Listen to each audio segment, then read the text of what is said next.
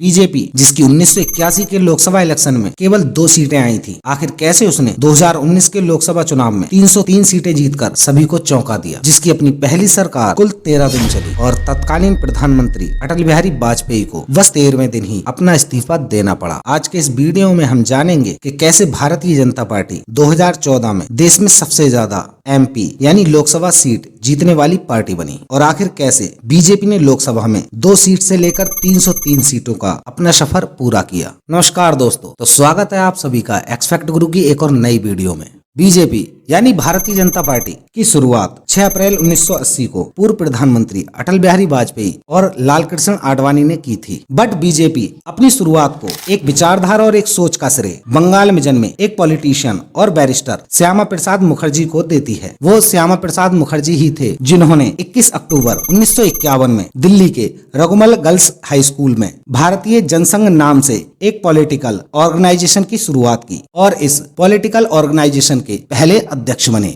और इसके साथ ही 1951 के पहले लोकसभा इलेक्शन में हिस्सा लिया। लेकिन भारतीय जनसंघ बस 3 सीट से ही जीत सकी। भारतीय जनसंघ 1953 में पहली बार सुर्खियों में तब आई जब जम्मू कश्मीर को दिए जाने वाले स्पेशल स्टेटस को लेकर मुखर्जी ने कश्मीर में इरिटेशन शुरू कर दिया। दरअसल उस वक्त की जवाहरलाल नेहरू सरकार द्वारा जम्मू कश्मीर को स्पेशल स्टेटस दिए जाने के फैसले को लेकर मुखर्जी की जनसंघ कड़ा विरोध कर रही थी, जिसके लिए श्यामा प्रसाद मुखर्जी को श्रीनगर की जेल में डाल दिया गया। इसके बाद 23 जून 1953 को श्यामा प्रसाद मुखर्जी की रहस्यमय तरीके से मौत हो जाती है और जनसंघ की जिम्मेदारी मुरली चंद्र शर्मा के कंधों पर आ जाती है। इसके बाद सन 1957 को भारत में दूसरा लोकसभा चुनाव होता है, जिसमें भारतीय जनसंघ 1951 की तरह ही कुछ खास इफेक्ट नहीं डाल पाती, जिसमें वो 494 सीटों में से बस 4 सीट पर ही जीत दर्ज कर पाती है। 1960 के दशक की शुरुआत में जनसंघ एक बार फिर गौहत्या को लेकर आंदोलन चलाकर देश भर की सुर्खियों में आती है, जिसका फायदा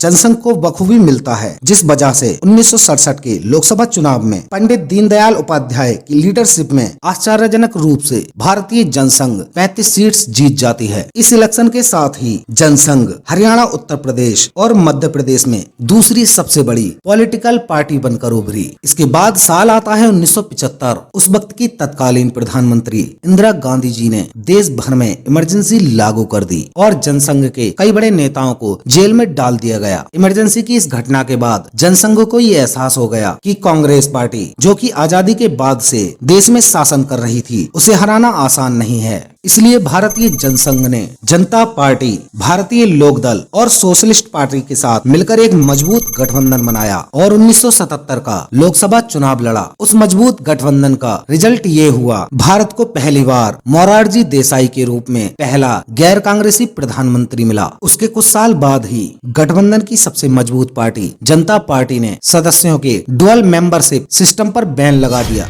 इस बैन को लगाने से पहले जनता पार्टी का कोई भी मेंबर पार्टी के साथ साथ RSS, जो कि एक हिंदूवादी संगठन है, उसकी सदस्यता भी रख सकता था। लेकिन 1980 के बाद इस डुअल मेंबरशिप को बैन कर दिया गया। इसी वजह से अटल बिहारी वाजपेयी और लाल कृष्ण आडवाणी समेत कई मेंबर्स ने जनता पार्टी को छोड़कर भारतीय जनता पार्टी की शुरुआत की। 1994 के लोकसभा इलेक्शन में बीजेपी ने अपना पहला चुनाव लड़ा। इस इलेक्शन में भारतीय जनता पार्टी को बेहद शर्मनाक हार का सामना करना पड़ा। वो मात्र 2 ही सीट जीत पाई। इस शर्मनाक हार को ध्यान में रखते हुए पार्टी ने आम जनता तक पहुंचने के लिए ग्राउंड लेवल पर काम करना शुरू कर दिया और इसी के चलते बीजेपी ने पहले तो 1986 में एंटी करप्शन मूवमेंट और फिर उसके साथ ही अयोध्या मूवमेंट शुरू कर दिया। साल 1986 में बीजेपी ने राजीव गांधी सरकार के खिलाफ बोफोर्स घोटाले को लेकर एंटी करप्शन मूवमेंट चलाया और इसका फायदा पार्टी को 1989 में हुए जनरल इलेक्शन में मिला, जहां बीजेपी ने 85 सीटों पर अपनी रिकॉर्ड जीत दर्ज की